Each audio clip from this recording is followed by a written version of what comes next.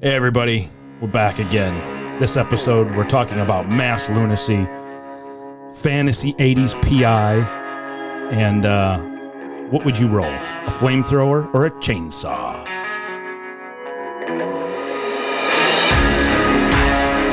Welcome to Home on the Range, the official podcast of 1881 Ranch, bringing you the latest on the products, topics, and techniques for the shooting, hunting, and adventure lifestyles.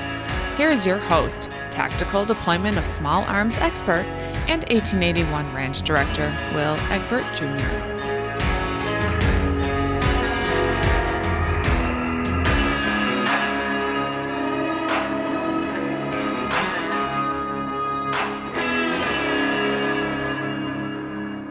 Hey everybody, welcome back to another episode of Home on the Range. This we're doing a little post-coronavirus lockdown. We are the first episode. This is the first episode in our new studio. So those of you watching on YouTube, if you're listening to this as a podcast from one of the streaming services, you know you can go over now to YouTube and actually see us in our set, much like well, we won't give him a plug, but like a couple other guys do, they'll actually have their studio set up. So we're here in this episode with a buddy from the East Coast who's got a little bit of an interesting background. I'll let him get into that for you.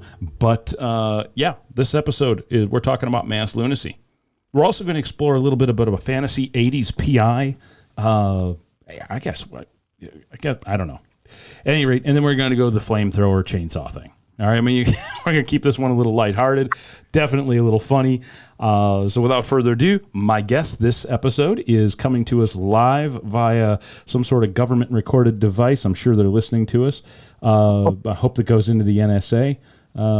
We probably won't be targeted all that much, but this is BC Sanders. What's up, bro? What's up, man? We have to kind of apologize. This one's probably going to be a little weird because we already I forgot to hit the record button there a little while ago. So that's all right. I had to switch to an encrypted channel, so we're good now. Awesome. No one's listening to us. We're good. All right. So you got the bag phone and that little Velcro gadget taped to it. Oh yeah, everything is good. We're awesome. Completely secure. Got the dial-up mode up in the trunk with the crank. Yeah.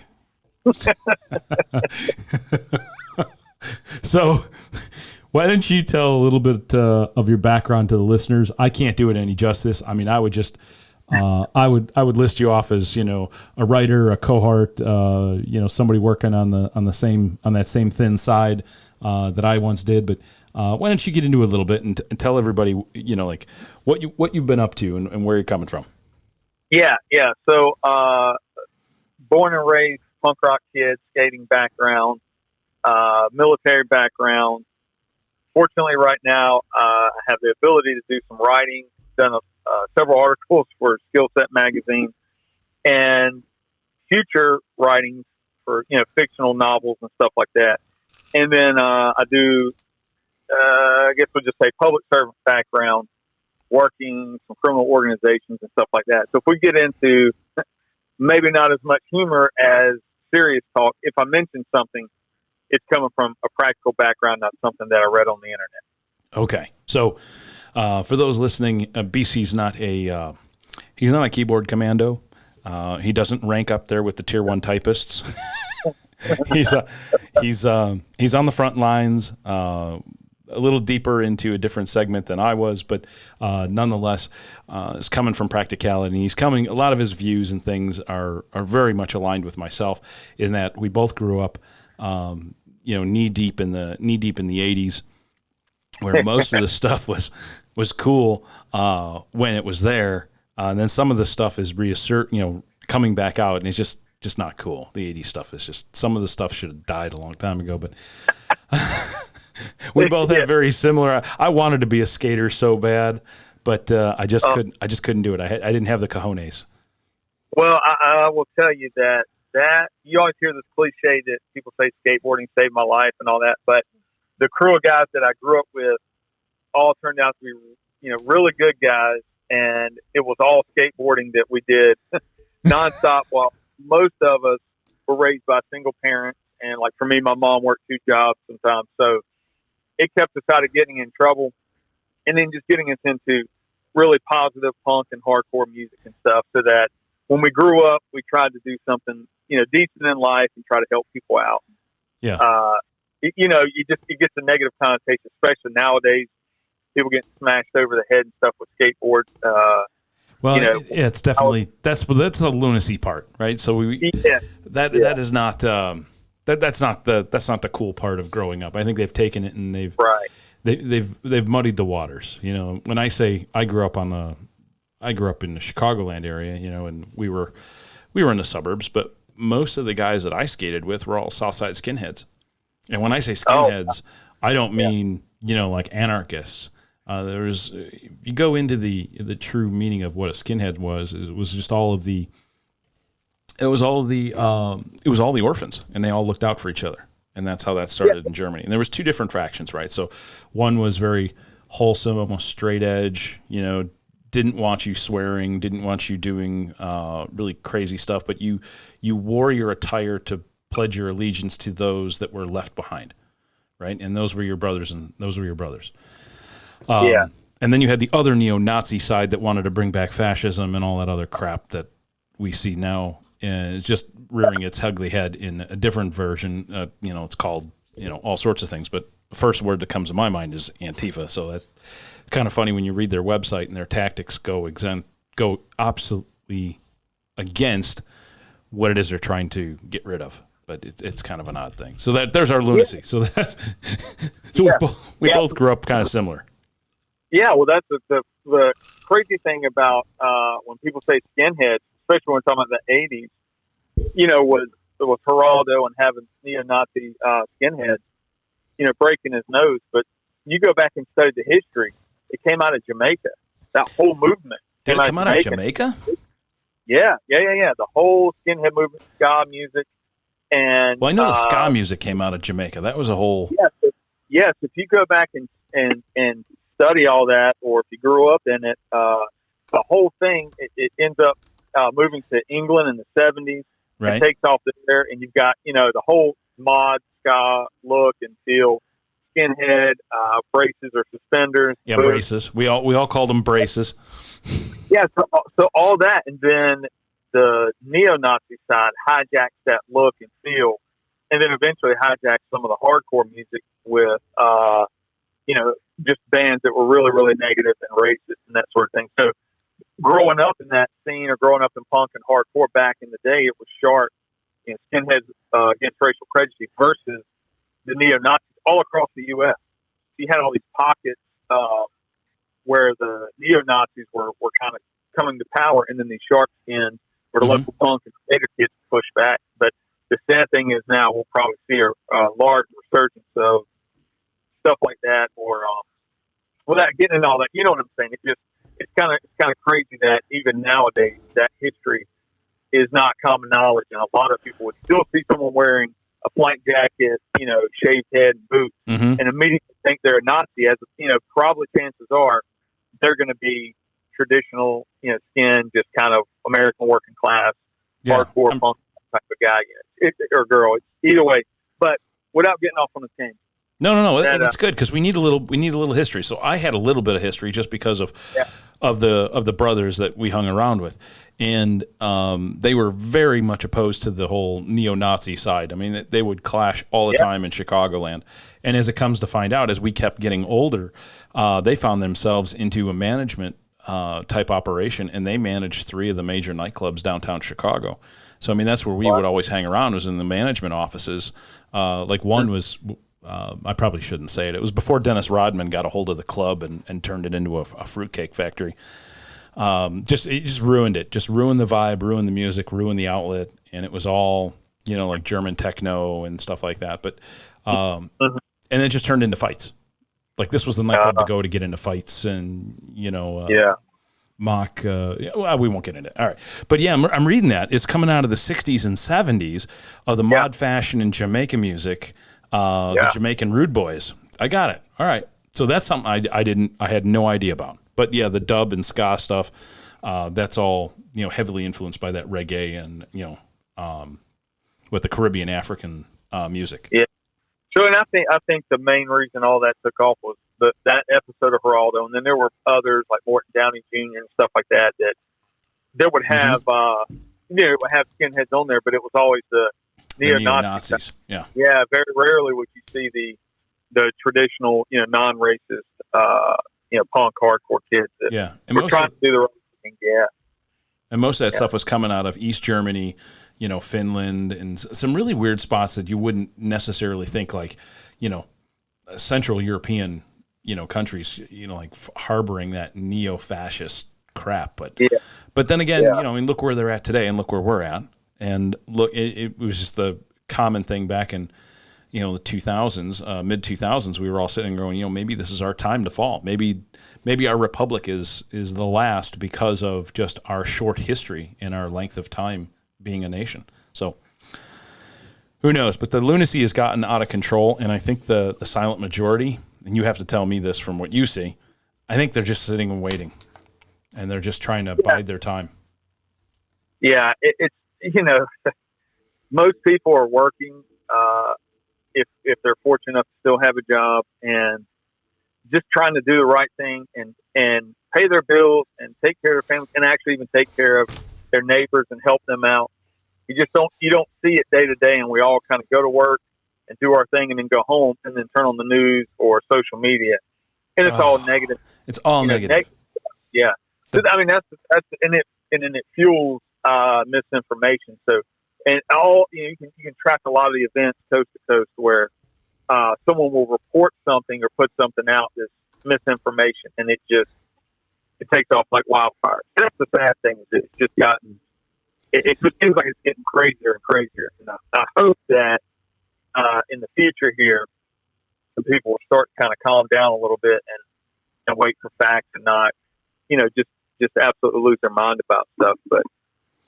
But for me, I stay positive just because of interactions with public or people that are telling me, hey, thank you for what you do, or that sort of thing. Trying to keep that message going where they don't necessarily have to blast it out to everybody, or that sort of thing. But right, yeah, but I think for the most part, and that's the strength of America, is that you have people from all different backgrounds, sexual orientation, race, religion, all that, and everybody comes together.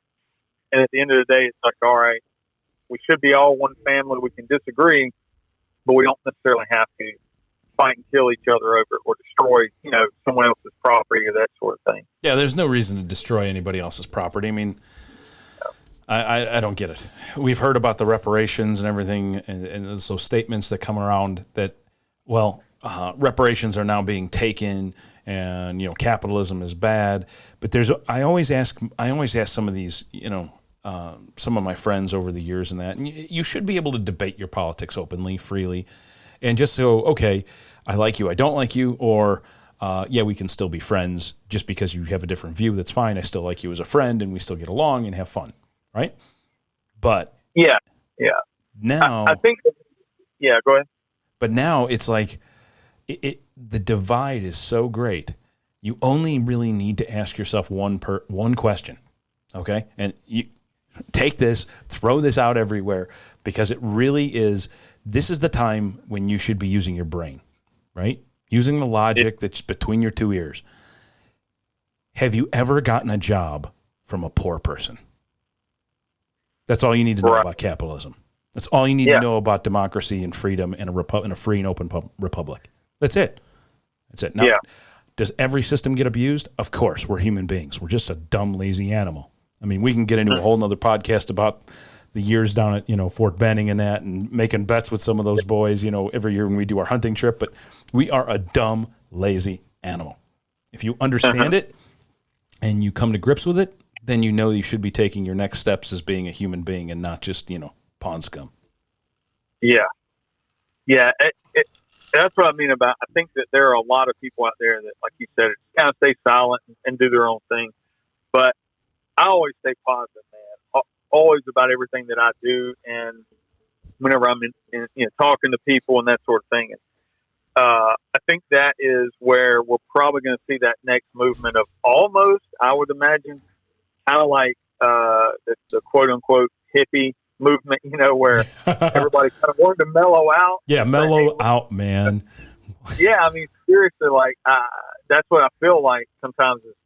Well, that was kind of funny that you say that, because in the 1980s, if you remember, the music started getting pretty rough, right? Yeah. And you either dealt with it, and you had a big A in a circle around your jacket, on your back of your jacket as you were skating, and you were fine. But you didn't really subscribe to the notion of anarchy, rules. Right. You were just kind of like rebelling against the system, and you didn't enjoy your mom and dad's oversight and that kind of thing. And that's fine.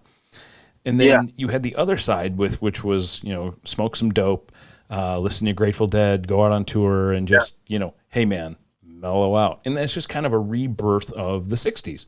So if you think about it, every 20 years, this kind of stuff rolls around. And I don't remember what we were doing in the early 2000s other than recovering from, having a couple crazies slam a plane into our trade center, which is, good Lord, that's coming up in a few days. Yeah. Yeah. You're right. I mean, for me, when I was a kid, I wasn't raised on, the folk music, anti-Vietnam War music. I was raised on, soul and oldies, what people used to call oldies, and Motown and stuff. Yeah. So I like that. I never really understood the whole hippie thing. And then, of course, I'm 10 years old when I started listening to punk and hardcore. And from there, it really was, kind of that rebelling against the system, but I was never mean or disrespectful to people. I didn't enjoy. Well, we were raised differently, even if you were raised with one parent, and we were all raised differently. We got a yardstick across the ass or a stick across the chest, or, I don't want to say beating your children is good, but there has to be some sort of hey, get through to you. It's just it's a consequence. A consequence. There has to be a set of rules from the beginning. And when you live with the rules from the beginning, you only need slight reminders from now and then. Yeah. We're not going to take the, the extreme of, some parents, just going off the deep end with that kind of behavior. But, it was, I saw the pain in my dad's eye when he gave me a whooping. I saw it. And as I got older, I understood what I was looking at. I didn't understand it when I was young, but then again, he only whooped me when I did shit stuff. I did really, really bad shit. Other than that, it was always a threat, don't make me call your father at work. And because you knew when he had to leave work, he was really PO'd. So for me, my mom had two wild boys, and she did what she needed to do to make us understand. And as we got older, she used to say that. She's like, well, there needs to be a little bit of fear, when you're raising boys. And people could take that and misconstrue it. What I mean, though, from her perspective was, when she says something, if we don't do it and we've got 8 hours or 5 hours, free time a day while she's working, we have to always stay in check and go, okay, Mom, there's certain rules we can't do. Other than that, we can run wild. So that was her thing, was always. They're called boundaries. Yeah, man. Called boundaries. She was hardcore, but she also spent a lot of time with us, laughing, joking, like I said, playing music. Not necessarily listening to our music, but understanding, kind of like what we were going through and what we were rebelling against. It was a different day, when you talk different about age. It was a different day, a different age, and the music was a little different, right? So, throw it back to the 60s, you had Led Zeppelin and Frank Zappa and Black Sabbath. It was the same thing. So our parents could kind of sit there and go, well, I remember the kids that used to listen to Black Sabbath and stuff like that. And, just because they didn't listen to Jefferson Airplane just didn't mean that they were bad. They just, had a different taste in music, or they were, had different influences, because our parents were, yours and mine, very much influenced our taste in music, and, got us to understand all the different types of music. And we always had fun. Always had fun. Yeah.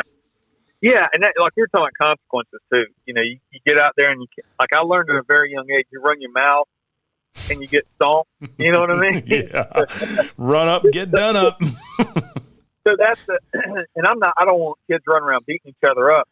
But what I mean is, you had a healthy respect for getting your ass beat. Yeah. But then again, we didn't have to worry about getting shot. I mean, that's true too. That was going to be my next thing. Yeah. To get knifed was like huge. Like, oh my God, dude pulled a knife. He's hardcore. Don't go anywhere near that dude. Like, stay the clear. Like, he crosses the street after you, you run the other way. Like, hide behind a dumpster, jump into a toilet. I don't care what you have to do. Get away from that dude. Because violence to us was just, hey, man, we're going to go out behind the Schwinn dealer with our skateboards and put our skateboards down and beat each other with our fists, you know? And it's just, it was only 2 people in the fight. The rest of everyone stood around in a circle and, you know, egged us all on and stuff. But there was none of this, you know, this gang mentality outside of the gangs, of course. But in normal upbringing, you know, there's never this gang mentality of like hit him with a skateboard, beat him with a beer bottle, you know, smack him with a baseball bat all at the same time. That's chicken shit crap to me. I don't know. Yeah, even the older generation gang members will tell you that the younger ones are ill-disciplined and kind of reckless and a little too quick to grab a pistol and solve their problems instead of fighting. They're sissies, like man. That's the problem. A lot of stuff is going quick to gunplay as opposed to shooting the ones, just 2 people fighting one-on-one. It's, you know, people blowing smoke back and forth. But that leads into, I guess, the whole lunacy thing we've got going on and just people losing their minds. Lost their minds, man. Loot a Target just because of what? Because somebody got beat up by the cops? Look, we're going to celebrate this dude who's got, what, 4 or 5 felonies in Texas? And his name is on jerseys and helmets. And you're like, whoa, wait. There was a new study that came out, and it's not a new study, but it's coming to light that when you're hopped up on all sorts of weird stuff, and I'm just going to leave it with that because that's not where we're going. We're going to get off this mass lunacy here and get something funny. But, you know, you have this natural asphyxia that happens with a part of dopamine receptors being blocked with illicit drugs. This just happens.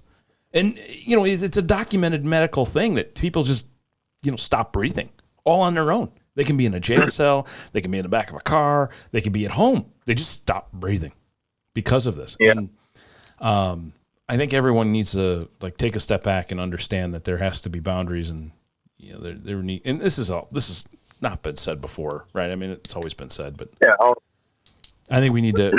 This is the time when our generation, in that late 30s, early 50s, we really need to make sure that our children understand how wrong this is. Not why it's wrong, but how it is wrong. And hopefully we can turn this around, because this mass lunacy of people losing their mind and listening to, like you said earlier, they're actors. Keep your political comments to yourself. You are a paid actor. Would you call him a paid liar?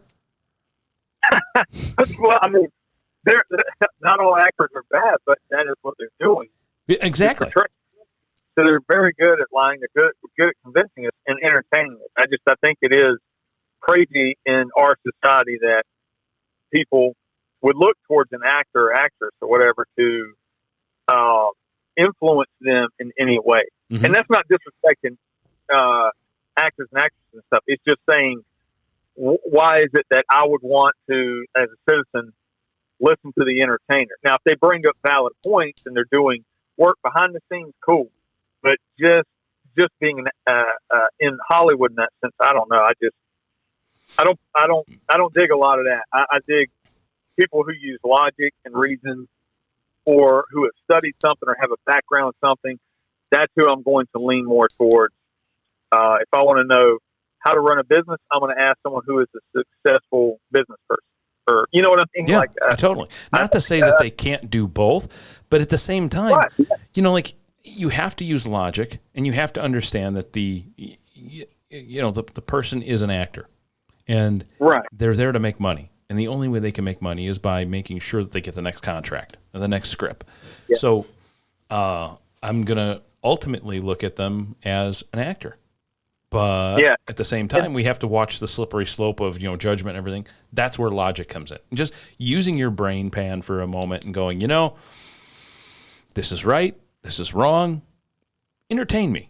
Like, maybe wrong words, right? Like, if somebody were to say something and start a conversation That's different than making a statement. Like, you should do this or you're to this.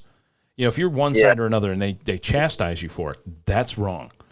When they ask you to to question your judgments or question your beliefs and just go look at this, and then they're asking a question. They're actually part of they're being part of society in an effective part of society, I think. I don't know. That's the way I look at it. We can all debate this and talk about this. At the end of the day, it is just that. It's talk. When you start burning down buildings and, man, it gets everybody down. It gets everybody down. And yeah, what I like is remembering the 80s when I actually enjoyed watching movies and TV. There's not a whole lot of things I watch and care to watch unless it's documentaries. I watch a lot of documentaries. But the 80s, 80s television was solid. It was. You know what I'm saying? It was. It was also highly racist too, but you have to remember where we came from, and we never make the same mistake twice. That's why you don't burn your books down. That's why you don't burn your books and all that other shit. But are you leading into that fantasy 80s PI TV show? What would we call it? It's not fantasy football, but it's like that, right? It is. You want to get into that?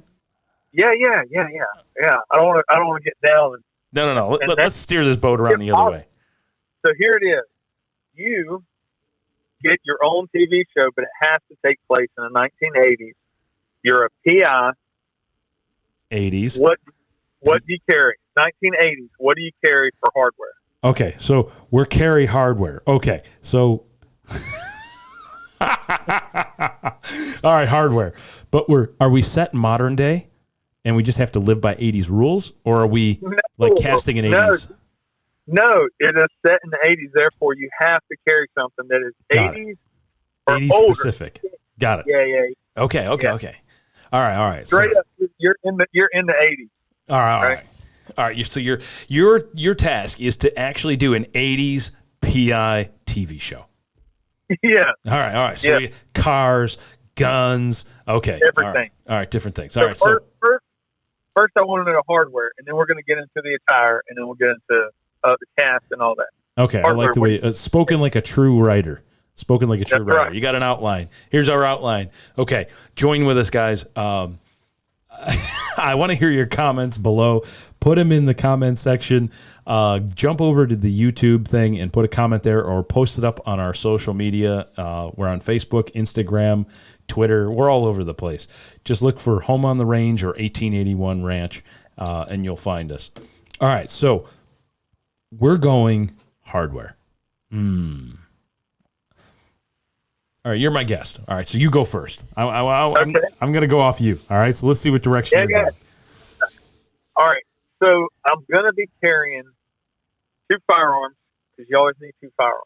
All right, you always need 2. Yeah, that's good sound principles. But your background and my background, we always say when you're going operational, got to have 2. That's right. So I've got shoulder holsters for both. Oh.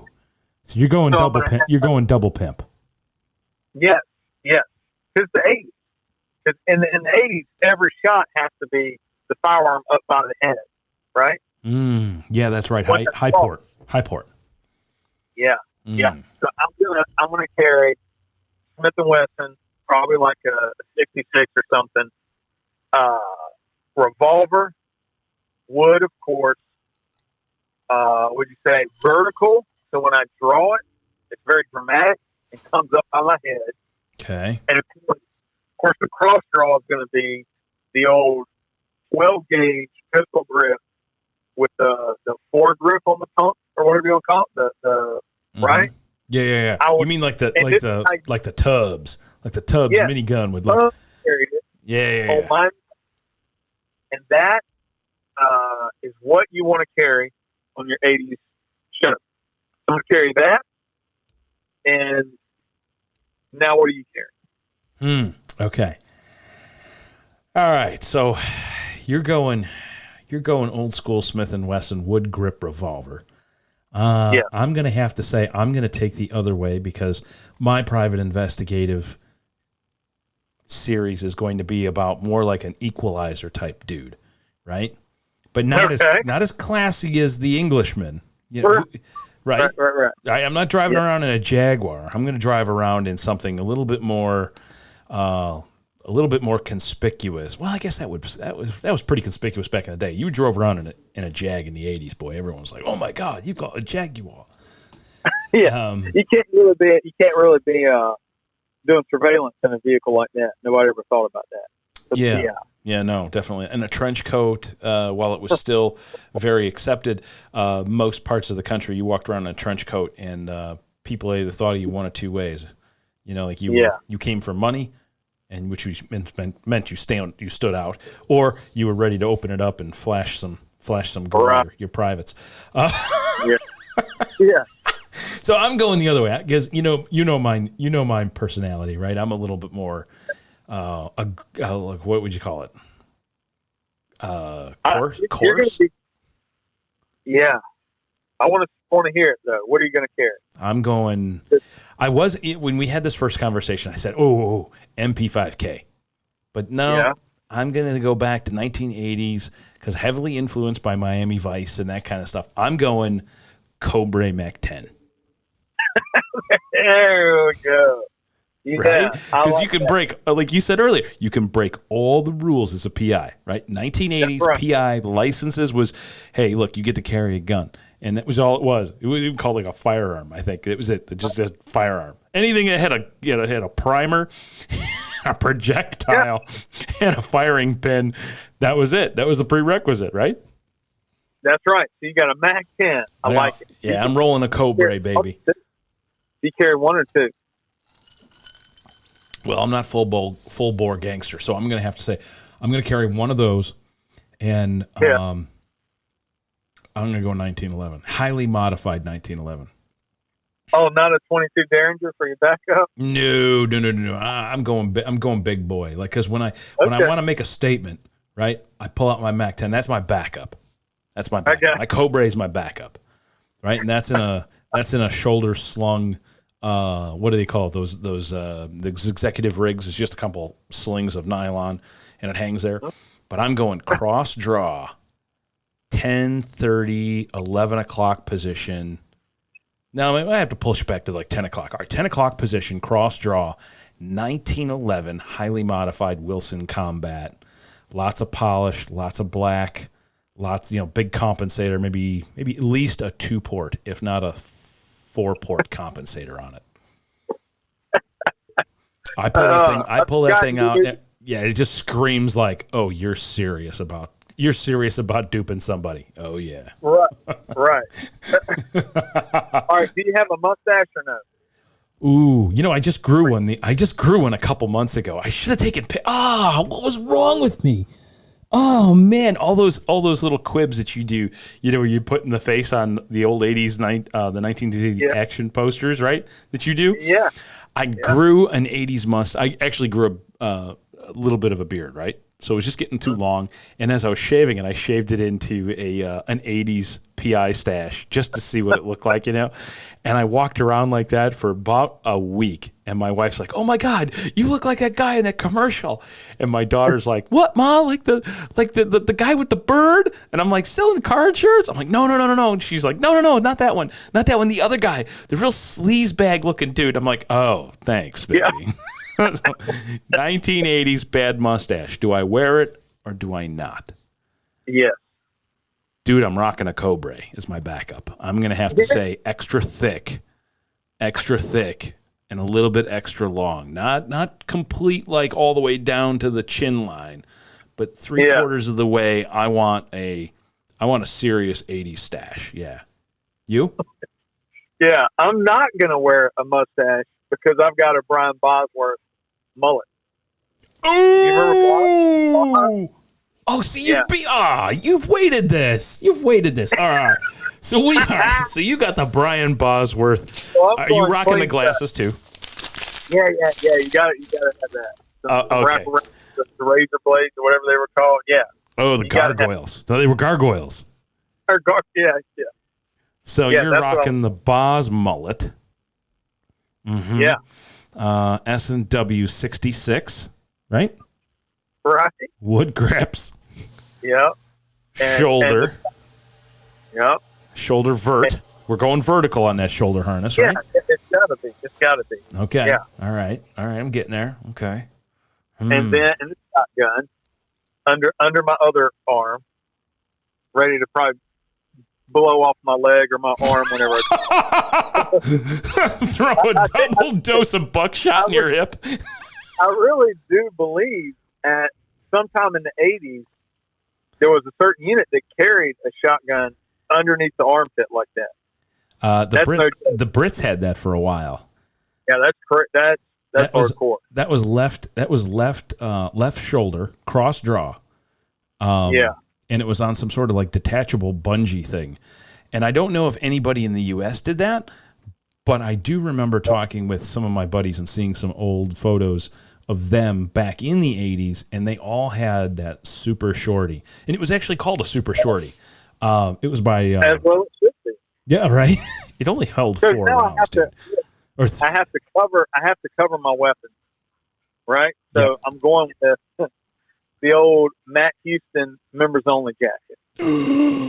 Man, you're jumping the gun on me, bro. You're jumping the gun. All right, so you got... Well, there goes the members only jacket. All right, so we got a members only jacket, a shorty shotgun. You know those things only held like 3 rounds in them, right? That's all I need, man. Okay, all right, good. It's the 80s. There wasn't big gunfights, right? Right. You pulled out a gun, gave 2 across the bar. Boy, the whole nightclub cleared out. And ammo was cheap back then, right? I can't imagine why it was only a few rounds, you know? Oh, man, you're jumping the gun on me, man. All right, so what do I got? I got I got my Cobra, right? Yeah. There's a stick of 20. I can't even remember. It was a 25-round mag, I think, was in the Cobra or something like that. It was weird. And it had, a 2-inch barrel. So, I mean, you're not hitting crap with that thing. It was just kind of like the standoff, like the backup. Like you roll over in the car and somebody's running up on you, boy. You just slump back in the seat real quick in your Trans Am and... Spray and pray. That's what yeah, to do. Just burp it out, baby. All right, so you're going on mullet, clean shaven. I'm going shaggy hair. I'm going like, what is that? That's like 3-inch or 4-inch shag, mustache. You know, I don't want to say handle. They don't even call those handlebars. They call them something else. But at any rate, it's got to be at least a good 2-inch float coming down on that stash, right? Yeah. Yeah. Okay. Now, what am I going to wear? Am I a sport? Mm-hmm. Am I a sport coat and polo kind of guy, like face? Ooh. I have a little. Do I have a little bit of whatchamacallit? Do I have a little bit of pizzazz, or do I just go like the whole Simon and Simon thing and just stay in t-shirts and jeans, and like put my Cobra underneath my t-shirt like they used to do in the Bronx and Bed-Stuy back in the day? Dude, I grew up going to Bed-Stuy. You're gonna wear a satin baseball jacket. That's what you're gonna wear. No, I'm not. No, I'm yes, not. You are. I got it. No, I got it. No, I got it. I'm going Steven Seagal silk. Quilted silk Steven Seagal jacket. Right I like there. that. Yeah, with That's a t-shirt. Good. With a paisley t-shirt. Because I got to give homage to Don Johnson, right? Okay. All right. Okay. I got to be Crockett. I got to have a little bit of Crockett, right? Because I got a 1911, even though he carried what was that Smith & Wesson? Which one? The Crockett carry? Yeah, Crockett carried a Smith & Wesson.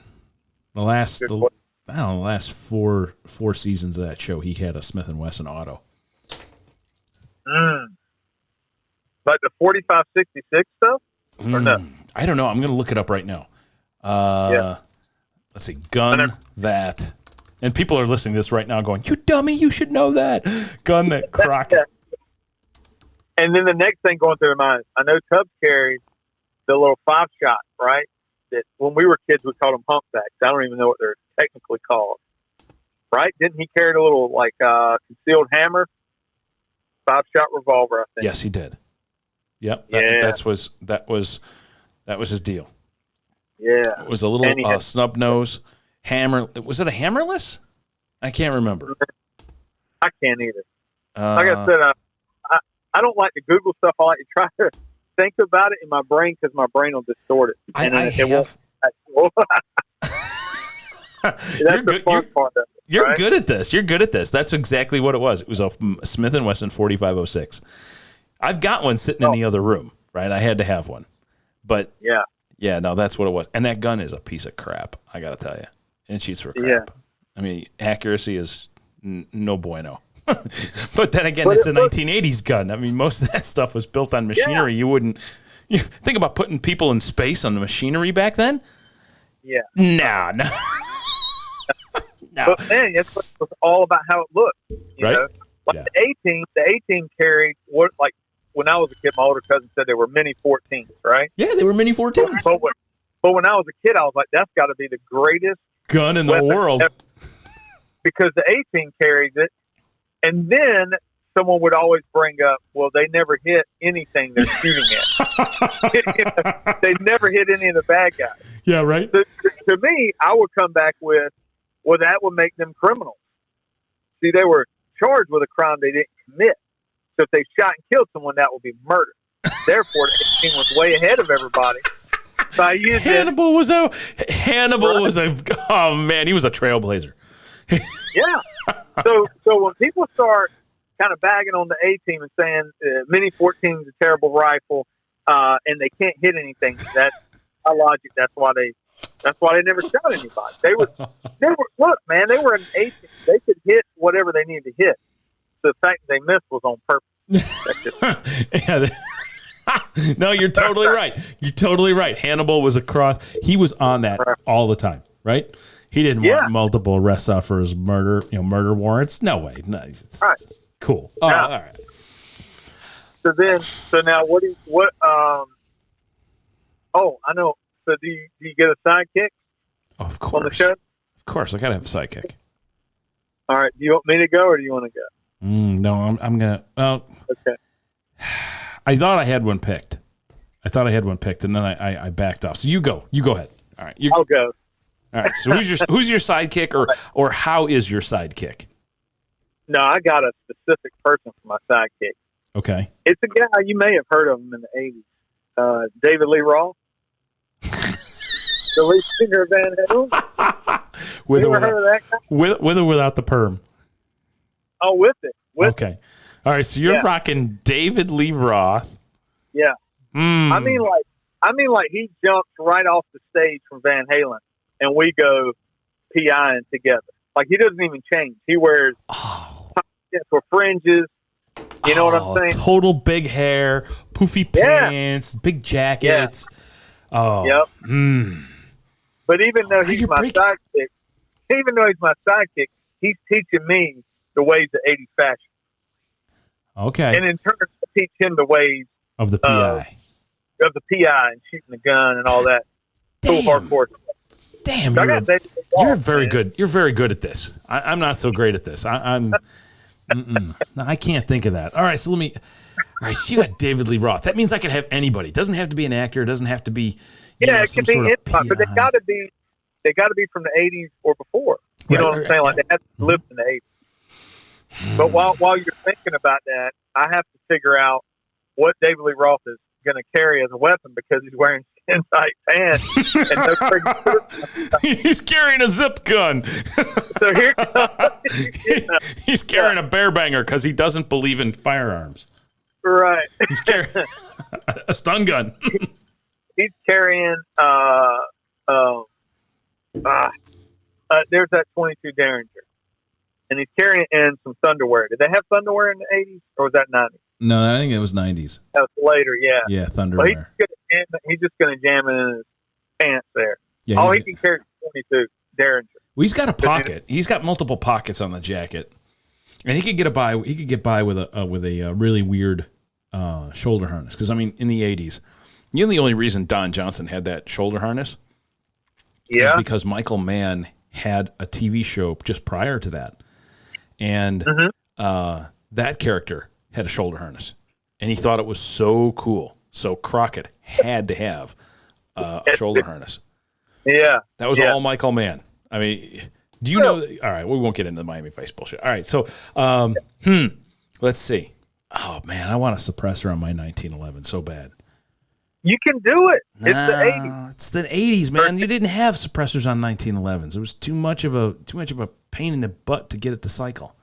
Maybe that's why the show won't be number one and mine will. Thinking like that. All right, fine. I'm breaking the rules because it's Hollywood, right? I can do whatever I want. Then all right. Yeah, there are. Yeah. All right. Because I've got a shaggy mustache and I look like I should be from the South with that big old mustache and shaggy hair. Yeah. Carrying a Cobra. I'm gonna be rocking. Ooh. Who's my? Well, that's the end of that. My GoPro just overheated. That was really cool. Cool. All right. Well, I'm gonna skip my. You don't even have to have a sidekick. No. I want a sidekick, but I don't remember his name. I got to look it up here. Okay. No, I know who I want. I want. Oh, God! Come on! The guy was on One Day at a Time. Schneider, but Schneider is going to be a Cubano immigrant. Oh. Okay, and he's going to be completely opposite. Shiny suits, right? And he's going to say Juno to everybody. Is he going to have a set of keys that have the key to every apartment apparently in the entire city? He's still gonna... That's all I remember about Schneider. Pencil thin mustache. No. And big old keychain. Yeah, big old keychain. But he's got that look. Yeah. But he's got that look to him where he's not really a Cuban and he's not really a Latino. He's just somebody. Or maybe I should go with Eric Estrada. He was already a badass, though. He was in Chip. Yeah, I know. But I could go I could go Chuck Norris and boot you right out of the ratings, bro. Yeah, he'll boot you right out too. He'll take over the show. Oh no way! I'm going. I think I got it. No, that fights. Right. No, that's gonna. I was gonna go with what's his name? Pierce Brosnan. Remington Steele. Okay. Nah. No. I gotta think bigger. You do? Yeah. Carlos Santana. While you're thinking about that, Carlos Santana. I'm gonna take a lead off of you. All right, you got David Lee Roth. I'm picking Carlos Santana. And Carlos, he don't carry no guns. He believes in two switchblades, the pearl handle type. Right? Okay. All right. I like that. That's how he runs. That's a good little switch. Yeah. Okay. Because he's up close and personal. He's the ladies' man. I'm the guy that's always kind of like long, lost love, right? I'm the guy that's still brooding over lost love, right? And he's the guy, oh, no. We got to go to the nightclub and, we be nice to the ladies. Gotcha. Yeah, so he's the ladies' guy in the show, right? All right. Do you have a really cool dude that gives you the assignments and stuff? Do you know what I'm talking about? Yeah, I do. I'm going to go first on this one. I don't have a dude. Oh, okay. I don't have a chick. All right. I've got one of those Commodore 64s. Okay? This is like an Apple IIe or some bullshit, we're rocking all the way back to that green dot matrix screen. I dig it. Yeah, and I work for an agency, an undisclosed agency. There are no words. There are no nothing. It just comes through. On the dot matrix? Yes. Yes, and the scanner head goes back and forth. It goes like, and it comes out with the roll paper with the dots on the side of it. Dude, I'm high tech. I'm high tech. You got me beat. I was just going to say that Jim Cornette, the manager from Midnight Express, the wrestling tag team from the 80s. Damn it! You're so creative with this crap. He was going to give me the assignment, and he is. We don't know how he got so rich, but he's just a rich dude, and people hire us, and he gives us the assignments. Oh, see right there, you boosted Carlos Santana or not. I'm already in spot 2 or 3. I don't know though, dude. That's a good one, man. Especially with the dot matrix printout. I dig it. Nah, because remember you had that kind of thing with the Knight Foundation with Michael Knight, but you still had Devin. You had Devin. Mm-hmm. See, I didn't think this through. Though, right? I need a dude that has a dot matrix, and he's got to have an eye patch. What was that dude? Come on, there was a dude with an eye patch. Didn't he give like a command? Didn't he give orders or missions to the guys at Airwolf? Didn't he have an eye patch? I never watched Airwolf because I was told it was fake and that Blue Thunder, the movie, was real. I watched Airwolf. I'm serious. My dad took my brother and me to the movies when we were kids, and that was what he didn't censor us. So we went and spent weekends with him. We went and saw Blue Thunder. And when Airwolf came out, my brother was like, that's fake. That's a fake show. And so we didn't watch it. That, and some people didn't like Ernest Borgnine for some reason. But yeah, so I don't know who gave the assignments in Airwolf. But I think he carried it. His name was Archangel. Or was it Archangel? Didn't he carry a little Uzi or something too? Yeah, that guy. He's oh man. What the hell did he carry? I'm trying to find it right now on the internet while we're talking. I'm like, man, I want to say it was like one of those little mini micro Uzis or something. Yeah, he had the one blacked out eyeglass, and he had the all Southern gentleman, like the plantation dude or the Panama Jack look, right? Whole white outfit. Oh, with the white pantyhose socks. See, that's why I didn't like it. That's when you knew you were pimp. So all right. So I do have a dude that gives orders, and that's him, and he reads it off this encrypted machine that's in his office. State of the art. Mm-hmm. All right. All right. Do you have a secretary or a female cohort that you're secretly pining over, like a Monty Penny? You would think that. You would think that would be cool, but that was kind of the formula for the 80s. Mm-hmm. So we don't have that. Okay. All right. So you're breaking that. You're breaking that mold. I am, but we do have a theme song performed every episode by a band called Quarter Flash. Quarter Flash. And you're probably going to have to Google that one as well. But nobody sang and performed and introduced the saxophone into pop music the way Quarter Flash did. You mean the chick? Yeah. Oh, I remember her. Harden My Heart or something like that. Yes. Yeah. Oh, see, that's great 80s, man. I think you beat me with that one, but I'm not sure because mine was. If you want to have like a car chase, jump off a cliff, fighting, and all that, you do it to Quarter Flash. Good. Hands down. Yeah. Mm-hmm. Hands down. Saxophone, and you have the whole 9 yards. Yeah, you have to have like a 1.5 or 2-minute theme song that everyone sits through for the beginning of the show, and for whatever reason in the 80s, it was the same song every time, but we always got fired up about it. I know, no. It was like, it was Welcome Back, Kotter. When I was a real young man, boy, we'd sit there and my mom would turn up that little itty bitty, what was it, like a 6-inch by 6-inch TV that was in the kitchen. And well, she would just crank that thing when Welcome Back, Kotter would come on, and we'd dance around and sing that song, and we don't have any of that anymore. I love that song, by the way. The what? That theme song, right. You're right. Welcome Back, Kotter theme song is probably one of the greatest of all time. And it reminds me of, I don't even know who sings it, but I think the band was King Harvest. I don't know. Let's find out. We can get rid of your Matt Houston, right? I mean, you're done with Matt Houston? Yeah, I think we were all done with Matt Houston. I think he was the low-budget fall guy, if I remember. Yeah. Yeah. What was the other one? Matt Houston was the knockoff of of the Fall Guy. Of the Fall Guy? No. Come on. I had the other one. Who was it? No,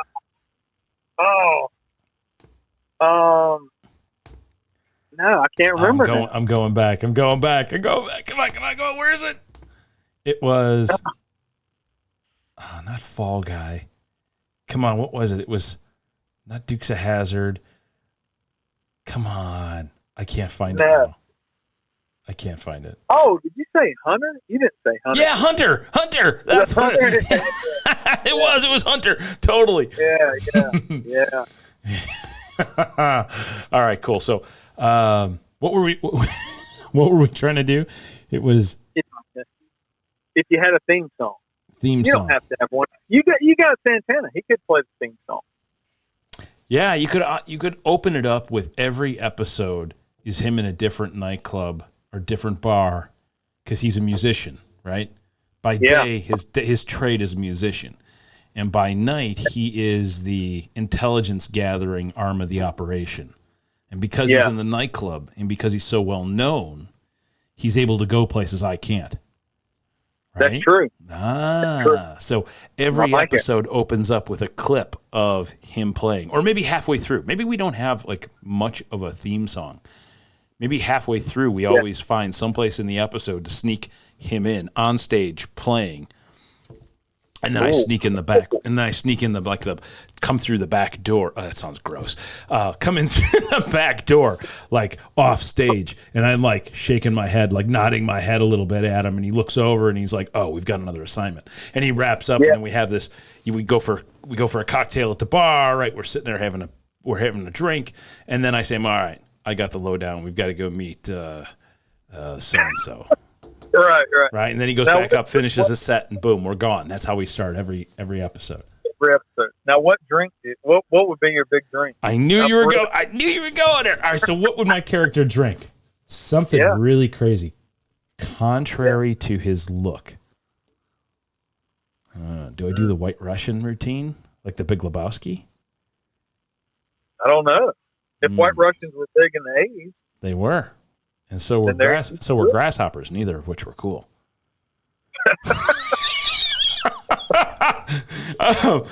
So all right. So do you do that? Do you have a cocktail? Yeah. Okay. Yeah. What's your cocktail? Well, it's not a cocktail, but I would be drinking Schlitz. And David Lee, I'm pretty sure the old Milwaukee's kind of guy. He's an old Milwaukee kind of guy. Sorry. So that show was centered around two beer drinkers. Yeah. All right. And I chew Gatorade gum. Nobody remembers Gatorade gum. I do. I remember that crap. That's horrible. But do you remember Fruit Stripes? Yeah. Okay. So Gatorade gum made your mouth so sour you were thirsty. Fruit Stripes just quit on you like 10 seconds. I know. Fruit Stripes was a flash in the pan. Like, oh, here's your flavor. Yeah. Oh, now all of a sudden it turned really sour and hard. Here you go. Go chew another stick.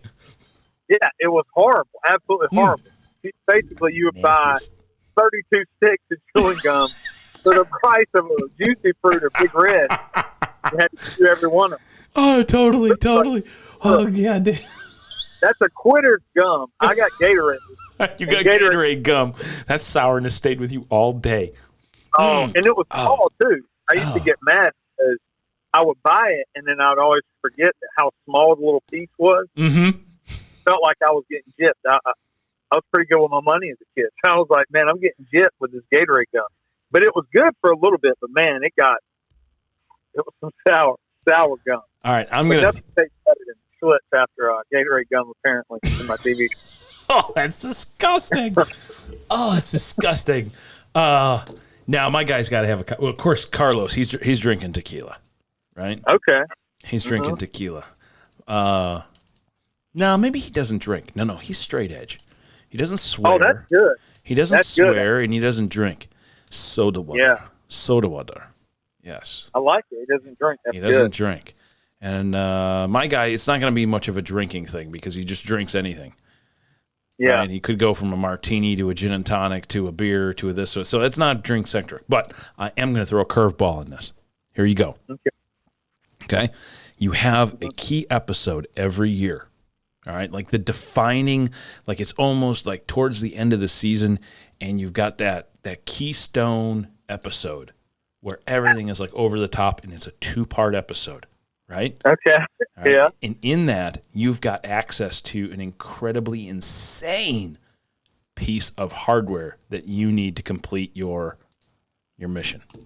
Whether it's you stealing it or you acquiring it or you being gifted by some rich female donor out of Palm Beach, something.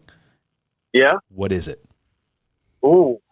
And this is the 80s. 1980s. 1980s. I got mine. You want to know what it is? Okay, yeah. What you got? It's a submarine. It's an 8-person. It's an 8-person submersible. Oh. Think back to the 1980s. National Geographic, Cousteau Society, right? Was there anything bigger than underwater documentaries? No, there wasn't actually. There was it outdid NASA. Like everybody saw the rocket go up, and they're like, "Yeah, it's real cool because we don't see anything else." But then you got Jacques Cousteau, right?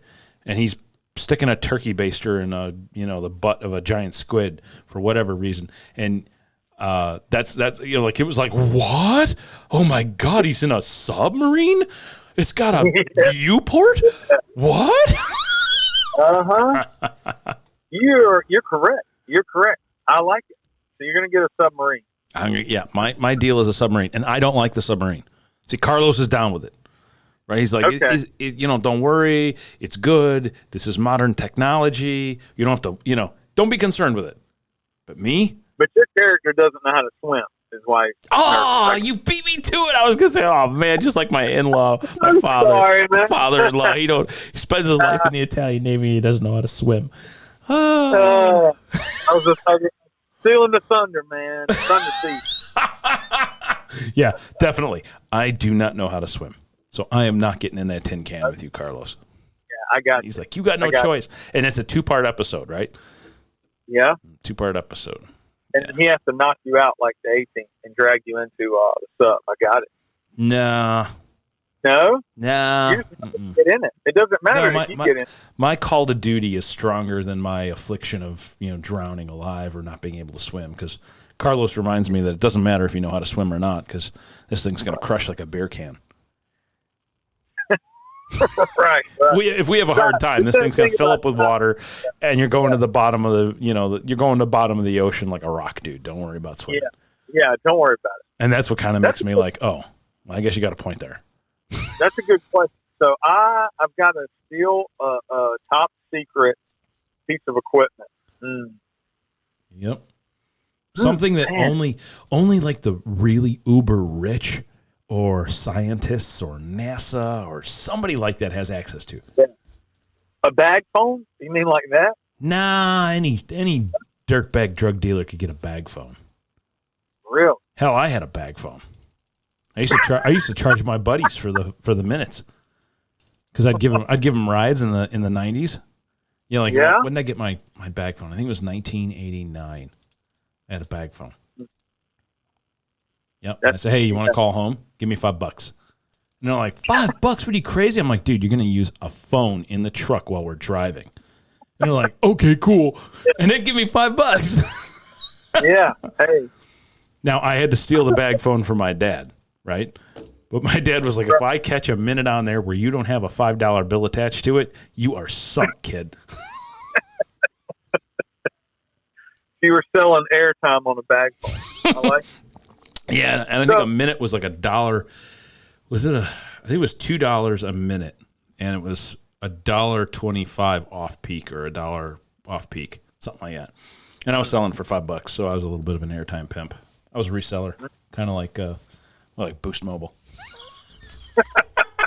I was the 80s Boost Mobile, baby, running out of a pickup truck with a bag phone. That was so Miami Vice smuggler. I have to steal the secret formula for how they made, I'm going to screw it up. Was it called Hyperwear or Hypercolors? Do you remember the T-shirts that everybody thought were going to be cool, that when you wear them, they changed colors. Change colors, and everybody that wore them, like their pits under their armpits, would always get darker than the rest. So it looked like they had a sweating problem. Hyperwear what was it? T-shirt. Was it called Hyper Colors, Hyper something? Hyperwear. Yeah, I got to steal the useless formula for that, because some rich joker wants it. Cause I don't know. I just thought about those shirts. They were pretty useless. But I bet you they probably go for about $1 million on eBay right now. Huh. I can't even find it. It's so old. See? Oh, Hypercolor. Hypercolor was a line of clothing, mainly T-shirts and shorts that changed color with heat. Manufactured by Genera Sportswear of Seattle. Yeah, Okay. that's where I had to go to Seattle to get the top secret. All right, there you go. So how are you just going to – this is your two-part episode where you guys steal the secret sauce? Yeah, that's why we were only a one-season show. Because nobody cared. They were like, those shirts sound useless. No one will ever wear those. All right. And so it was only one season. That was how we went out.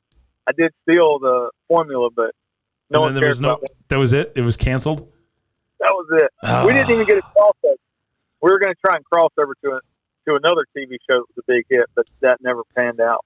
All right, I'm going to say that we were saved the single series death, only because Carlos Santana had money from touring, and he decided to put it in the TV show. So we made 2 seasons.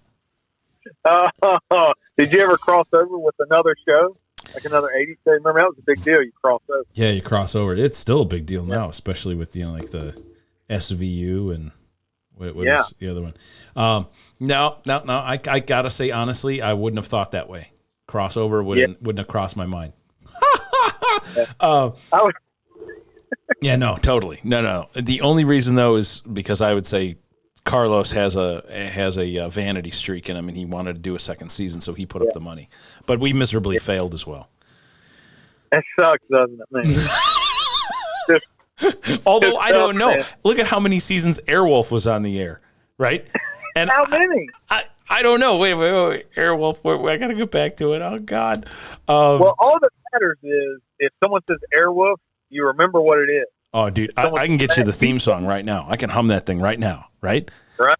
Like my neighbor, when I bought my first house, my neighbor down like 3 units down, he was a county copper too. And I just remember standing there one afternoon with him, and we were drunkards and skunks in the alley, and we're riding down the alley on office furniture, on office chairs, with the casters. And we had our motorcycle helmets on, and we were pushing each other down there, and we had set up a whole bunch of boxes and crap, almost like bowling pins. Yeah. And we were going down the alley, piss drunk, with our motorcycle helmets on. And all of a sudden, about halfway down his second run, he starts yelling, not humming, not trying to sing. He's yelling the theme song to Airwolf. And he's like,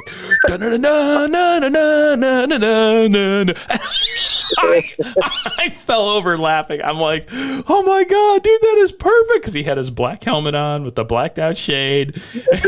He ran inside and got his flight jacket.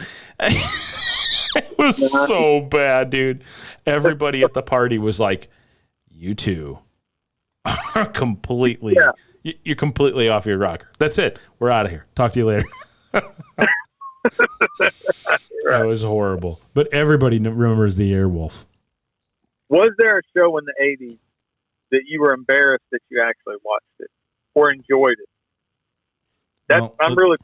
I never watched Matt. I never watched Matt Houston. I think that would classify driving around that stupid fucking Excalibur car. I'm telling you, I don't know why these things stay in my head like that. Because it wasn't like I was running around the playground with a stick in my hand, acting like I'm Matt Houston. But for some reason, that show stuck out in my head, man. Maybe it was the members only jacket. No, because they were still cool back then. I mean, oh yeah, that's what I'm saying. That was the one thing that it seemed like everybody wanted a members only jacket, and I finally got one, but by then it wasn't really cool. So who cares? I see. By the time you got it, it wasn't cool. All right, so I gotta say, by the time I got it, everybody had one, so it really wasn't a members only type of club.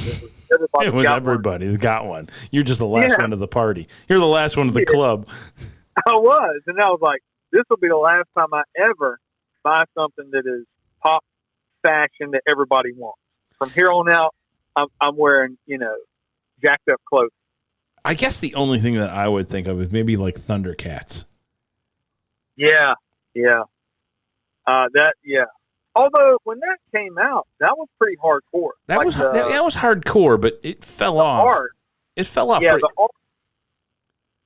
Yeah, I would say the art was pretty good. My brother always would make fun of a lot of cartoons that I watched, but he would play like, if you ever heard of DRI or like old thrash metal, he would play it to Thundercats. If you ever get bored, watch some Thundercats, turn it down, get on the Google machine and pull up some old DRI, Dirty Rotten Imbeciles. Yeah. And just play it. Just play it and watch some Thundercats. No, come on, get out of here. Is that sinks? Yeah. So when I was a kid, like that was the only reason I really remember Thundercats was he would do that.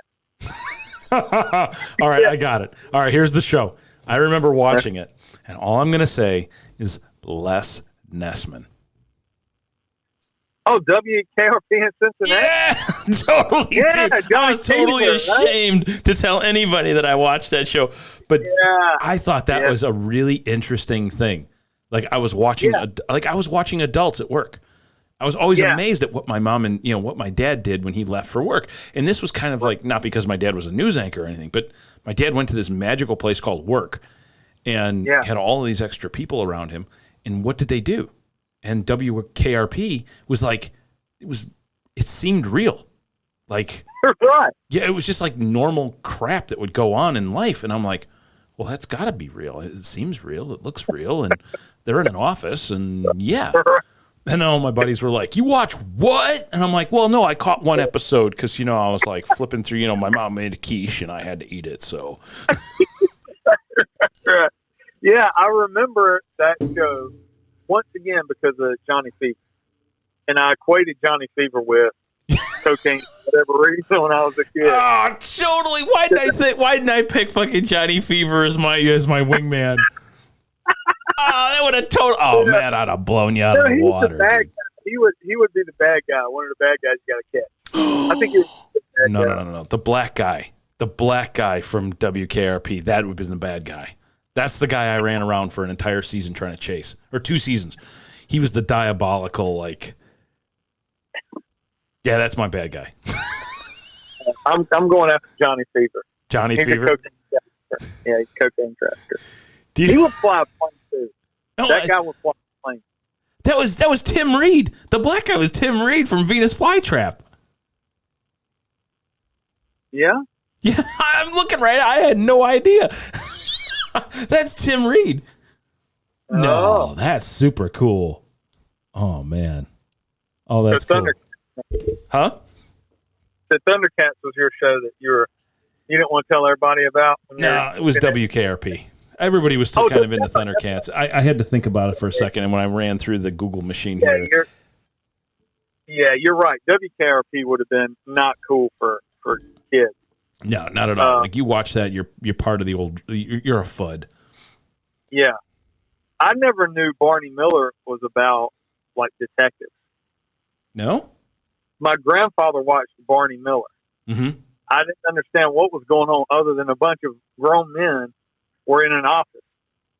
But I mean, I was young when that came out. I had no clue what that show was about, though.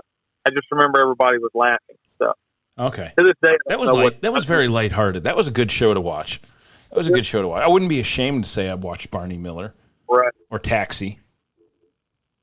Yeah, Taxi was a big one. My mom would watch Quincy. Oh yes, so did my mom. My mom liked Quincy. She really loved Rockford, the Rockford Files. Yeah. Now that was the pimp, man, driving around that Camaro. Ooh, yeah, that brown Camaro. Ugh. So what? I'm trying to think of the '80s. I don't remember any shows that I would have been embarrassed by. Well, Punky Brewster maybe. That would have been. I didn't watch Punky Brewster. Did you? Yeah, I did. That's what I'm saying. Damn! Yeah. Oh, that's hilarious. When I was a little kid, it was like Punky Brewster was kind of this rebel, so I thought that's kind of a cool show. I watched that. Mm-hmm. But then you couldn't tell anybody you watched it. Like I'm gonna get you a Punky Brewster T-shirt made when you get all drunk at SHOT Show. We're gonna strip you down and put you in a Punky Brewster T-shirt. Hey, I like Punky Brewster. The whole idea of it when I was a kid. You just couldn't say it. Like, it didn't flow when you're sitting around with your buddies and you're talking about watching, like, Devon Eric's body slamming somebody on, wrestling or whatever. And then WWE. Yeah, did you guys catch Punky Brewster, man? That Mr. Watermont, boy, he sure did. It's just, it didn't work out. It's just avoid talking Punky Brewster. It's like two things. Punky Brewster, and people are going to get mad that I don't admit it, but Kenny Rogers, man. You know what I mean? Kenny Rogers was the bomb, bro. Right? I mean, like when I was a kid, nobody listened to Kenny Rogers. Nobody liked it. I didn't know any adults that listened to him. But secretly, if it came on the radio, I enjoyed it, but I just wasn't telling it. I don't know why. What would you secretly listen to, though, that you actually enjoyed, but you wouldn't tell anybody that? Right? Ooh. Yeah. Mm. See, that's all right, you go first. You go first. Well, that's what I'm saying. So Kenny Rogers was one of mine. All right, Kenny Rogers. Like I said, he was a big deal. So most people would say, well, that's stupid. But I didn't know any adults that liked Kenny Rogers, and I didn't know any teenagers that listened to Kenny Rogers. And so everybody's listening to punk and hardcore and stuff like that. Maybe some metalheads there. So I wouldn't be walking around talking about, I love that song, "The Coward of the County." Like those are my little that was my little secret. I never had any records or tapes, but if he came on the radio, I would be listening to Kenny Rogers. Oh, that's good. That's good. So based on that, like no adults that you knew, no kids you knew, I'd have to say like classical Japanese flute music. Oh, I like that. That would make you, to me, that would make you cooler. Well, maybe, but you got to remember go back a little bit though. You got to remember how everyone's cultural diversity was pretty thin back then. And when I would say, I saw an episode on like PBS about the Kabuki Theater when I was a young man, and it just it was like, what is that? Huh? Yeah. Oh, that's awesome. Those are dolls? What? They're puppets? No. And then you hear all this like, and this like weird flute music in the background, and then the big gong and the big drum, and then somebody gets slashed and all this red ribbon would come out of the doll. And I'm like, wow, that's pretty dark for a puppet show. And then just kind of, that music just kind of resonated with me. And then I was like, that's kind of neat. Yeah. And you'd say that, or somebody would hear that or see it, I guess. And nobody knew that I listened to that. Nobody knew outside of my mom. Right. See, I would say that would be cool. And maybe that's where, I would dig if someone introduced me to something new back in the 80s. Yeah. That didn't have access to, then that was the thing, it was always trying to get stuff that no one else got or had, stuff like that. But yeah. All right. So what was yours? Oh, mine was Kenny Rogers. Kenny Rogers. That's right. Yeah, I'll go a step farther. Okay. And say, there's a band that only have one song that I ever halfway remotely liked. But and at the time I was like, it sounds kind of cool. Okay, all right. But they used it in a scene in a movie. You ever seen Donnie Darko? No. I've never seen that. Okay, it's a pretty interesting movie. But in Donnie Darko, which takes place in the 80s, you go back and watch this scene, and they play a song by Tears for Fears. But the scene is filmed like a music video in the 80s. So it's like panning through the high school, and you're seeing all these like dudes with mullets bullying kids and stuff. But it sums up that 80s high school stereotypical bullying and all that. Mm-hmm. But the song is some random song by Tears for Fears. Oh my God! Drew Barrymore, Patrick Swayze. Yeah. Jake Gyllenhaal. Oh my God, those are. Oh, I got to go watch that tonight. All right, so go ahead. That was Patrick Swayze's kind of like comeback. Yeah. Like a lot of people make fun of that dude or whatever. I always thought that guy could act when he had a good script and a good, you know what I mean? Are you talking about Echo and the Bunnymen? No, it's Tears for Fears, man. Oh, come on. Tears for Fears was cool. I mean, you only had one or two songs, but it was cool. Everybody listened to it. One of their songs was in that movie Real Genius with Val Kilmer, I think. And then, but Donnie Darko was made much later than the 80s, but it's kind of set back, like the setting or whatever, like the 80s or very early 90s, if I remember right. But Head Over Heels. I think that's it. Yeah, Head Over Heels. Yep. The machine tells you. Okay. Mm-hmm. Yeah, that's funny. Patrick Swayze is a motivational speaker, and when you go back and watch it, you'll see all the kind of references to what adults do and stupid things sometimes people do as parents and good things to do or whatever. But Patrick Swayze plays a great motivational speaker in that movie. It's dark. It's got some dark scenes and stuff, man.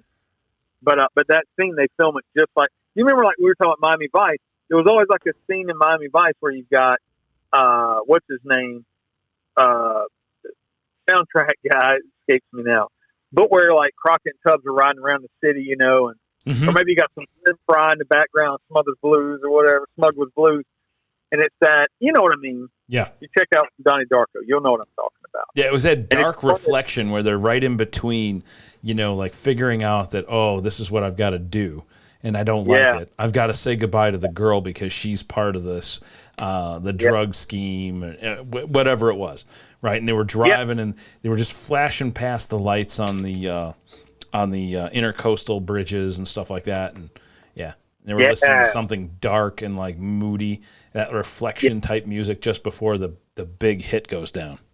Yeah, they're all concentrate. Mm-hmm. And it's shaved in like 3 or 4 days because that was big too. Exactly.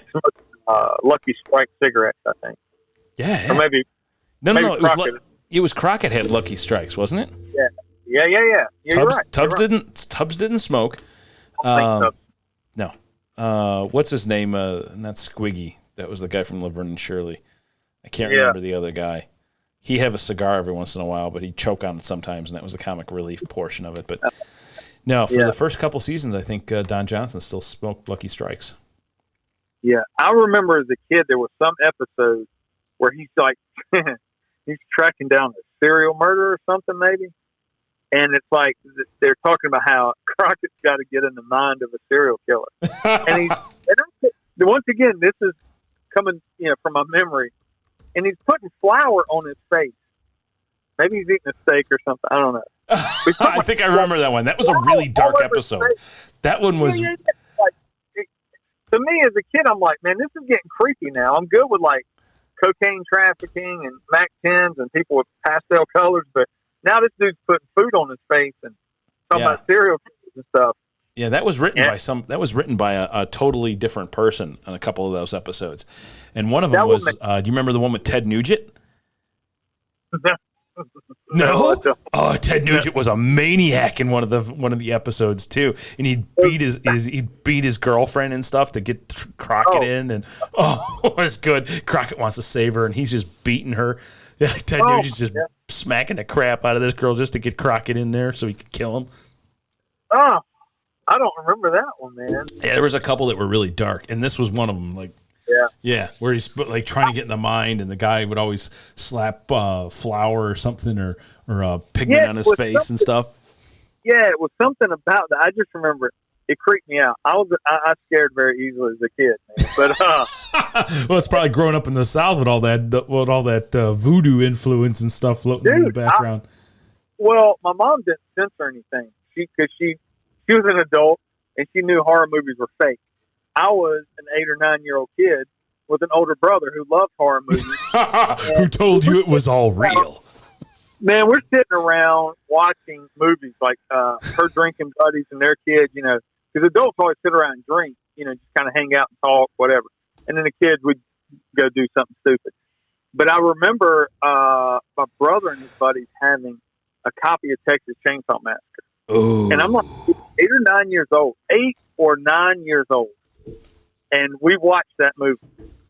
And I'm freaking out. But I'm with the older kids, so I got to try to be cool. This stuff doesn't faze my brother, nor has it ever fazed him. Because he knew it was fake. My mom's basically knock that shit off, son, and go watch that movie. And then as she would look over there, she would laugh and be like, that's about some silly shit right there. Now, I'm traumatized. And my brother, at the end of the movie, now I'm thinking, all right, this dude's going to get it at the end. They're going to like cut his head off, or something bad's going to happen to Leatherface. But nah, man, he's swinging a chainsaw in the middle of the road at the end. And my brother leans over and says, "You know this is based on a true story, right?" They never catch. He didn't tell you it was a guy with a butcher knife or with a hunting knife up in Wisconsin, right? Yeah, no, and he probably didn't even know that. He was like, 12, but he knew that I was freaked out, and he knew it would only make it worse. Totally fed on it. Based on a true story, man, and they never caught the guy. And I'm thinking, oh my God. And I'm not thinking Texas is a whole nother state. I'm just worried that this dude's going to come and cut me up with a chainsaw. All right. Okay. So here's our closer. Okay. Right. Chainsaw. All right. So you got the fantasy PI pick, right? The fantasy PI episode or season. So this is it. Okay. You find yourself middle of the night. You're just woken up. You just got to bed, right? You just put your head on the pillow. You're smoked, right? You've had 2 weeks of nonstop work, all the BS in the news media, right? Everything's dark. Yeah. And all of a sudden there's a bunch of punks outside your house getting ready to, bust down your neighbor's house, your house, and everything like that. These are the only two things that are in your house to defend yourself and defend your property and your loved ones. Mm-hmm. Now remember, you're in bed. Okay. Mm-hmm. The only thing that's in your foyer is a flamethrower and a chainsaw. What do you grab? And how do you grab it? Like how do you present? Let me put myself in the mindset of the Omega Man, Charlton Heston. Yes, the Omega Man. Yeah. Man, I'm going to go. My gut says go with a flamethrower. Only because I'll have some distance. Okay. And if I hit the first person with a flamethrower, I'm pretty sure everybody else is going to run away. Maybe. Yeah. Okay. That would be the hope. Until some smart guy in the crowd is going to be like, he's only got so much gas for that thing. And then it's going to dawn on me. He's right. Like, all right. So what? All right. So Ripley never ran out of gas in Aliens, right? No, never. And those canisters were smaller than a camping stove. Yeah. But she could flamethrow all day long. All day long, right? It's a movie. It's a movie, and that's kind of where we're going with this. All right, so it's a little bit of a movie. So you're cool. All right. So, but remember, how do you get out of bed? You get dressed. You run outside screaming and yelling. No, I go out there. No, I'm not going to get dressed. That's a loser's way to end this. A winner goes down in his boxers. Yeah. Furry slippers. Steal your wife's bunny slippers and head to the door. Yeah. And man, I just had it. Yeah, we'll just go with that, with the flamethrower. Kick the front door open. All right, so I thought it would be a chainsaw. Because we've had this conversation a couple times with a couple dudes, and we say, you know what? All it takes is just one wacko with a chainsaw. And you see it at Halloween. Everybody knows that there's no chain on the chainsaw, but everybody scatters the moment they hear that. I don't know what it is. It's that primal, like, holy shit, this guy is sadistic. And he's got, all you need to do is just nick me. Just nick me. It's something about that moving metal armature that just tears flesh away from the body, right? Yeah. But then on the other side, I have to say, I think I agree with you. And I think my actual grab would be the flamethrower. Because people have a serious, like deep-rooted subconscious fear of only a few things. And it's falling off a cliff, drowning, or burning. And I shouldn't say falling off a cliff, because that's really not it. It's actually being eaten alive. right? Being eaten by something else, right? Because that's bringing you back to your caveman days where this saber-toothed jerk-off comes over and starts chewing on your leg, right? Yeah. Or a bear starts gnawing at your gut, and holds you down and just tears you apart. Drowning, of course, because we don't breathe underwater, right? And burning alive. So the moment we created fire, we burned ourselves alive and figured out that, oh, Christ, that's a great way to get rid of your ex. But nonetheless, I would have to go with the flamethrower because of the sheer psychological value that's deep-rooted in every single person. And some guy saying, like, I bet you there's no chain on that chainsaw, and he bum rushes me. You know what? I didn't even think about that. And you're right. That's exactly what somebody would say. But then when they bum rush you, I mean, he's going to get stuck in the gut with a chainsaw, and it's going to come out the other side, and everyone's going to freak. But, I mean, you're still going down for murder. It's pretty meditated, right? Yeah. Because you got these things sitting by the back door or the front door, and you are in your bunny slip. And I agree with you, right? Like, I would barely throw a dish towel over my junk and run out the door and be like, if I'm going down, I'm going down with the seriousness of I'm protecting my family, and guess what? This is how it's going to happen right now. But instead of bunny slippers, I think I would go with the combat boots unlaced, no socks. Oh, I got you. Yeah. Yeah. Nothing screams 1980s Army surplus store like unlaced boots, combat boots. Totally. Black and OD green, and maybe I'll pull a chili peppers. I'll pull a chili peppers routine and put an old dirty tube sock on them. But for the most part, I am running out the door. I got that backpack on. I am pumping 3,000 psi of nothing but flaming hell. Like what's his name, McCready from The Thing? That's how you're going to go out. Mm-hmm. Yeah. More of I would imagine myself more as a terrestrial version of the guy in Riding the Bomb in Slim Pickens. The guy with the what? Riding the Bomb, Slim Pickens. Oh. Riding a nuclear warhead, right? Yeah. Because I know that all it takes is somebody with a skateboard to pound that back thing, and I'm one flame ball. Yeah. But that's the crazy thing. Can't you buy a flamethrower now? Oh yeah. They're not illegal. They never were. That's the crazy part about it. Outside of this hour and 37-minute podcast so far, is that they were never illegal. It's a wives' tale. Like, real? Yeah, no problem. Just go grab one. There's a couple of them on the market, brand new, and they shoot like 65 feet, and they just take gasoline. There's no napalm or anything like that. You just fill it up with gas and turn on the torch on the front end like Sigourney Weaver and torch some crap. The old hairspray with the lighter. We stepped up. We're not supposed to talk about that. No. Yeah, on handheld torches. That's crazy. Yeah, I've seen like a few people post stuff, and I'm like, whoa, that's hardcore there. Yeah. So I mean, I was gonna go with chainsaw, but I scared myself earlier when I talked about my flashback with Leatherface. Yeah, no, that's still very good because it works every year at Halloween. You see it, so yeah, that's good stuff, man. I like that. Well, hey, thanks, dude, for joining me. This was a great podcast. I had a lot of fun.